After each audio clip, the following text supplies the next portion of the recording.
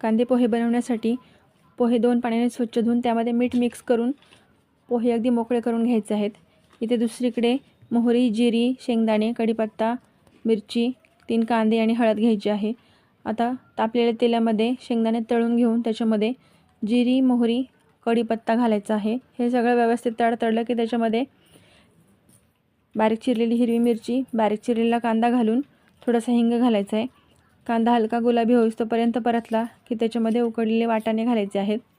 वाटाणे देखील व्यवस्थित परतले की त्याच्यामध्ये 2 छोटे चमचे हळद घालायची आहे। हळदही चांगली 10 ते 15 सेकंद परतून घ्यायची आहे। त्याच्यानंतर त्याच्यामध्ये आपण जे धुतलेले पोहे होते ते घालायचे आहेत। हे पोहे जास्त जोरात मिक्स न करता हळूवारपणे मिक्स करून घ्यायचे आहे, म्हणजे ते तुटणार नाहीत। पोहे अगदी हळद सगळीकडे लागली पाहिजे अशी मिक्स करून घ्यायचे आहेत। त्याच्यानंतर त्याच्यावरती झाकण ठेवून एक वाफ काढून घ्यायची आहे। वाफ झाल्यानंतर पोहे परत एकदा मिक्स करून त्याच्यामध्ये थोडंसं तेल घालायचं आहे वरून, त्याने पोहे मऊ होतात। हे झाल्यानंतर परत एकदा त्याच्यावर झाकण ठेवायचं आहे। आता झाकण काढून पोहे मिक्स करून घ्यायचे आणि ते एका प्लेटमध्ये सर्व करायचे। तयार आहे आपले कांदे पोहे। त्याच्यावरती बारीक चिरलेलं खोबरं, बारीक शेव, बारीक चिरलेली कोथिंबीर हे सगळं घालून पोहे खाण्यासाठी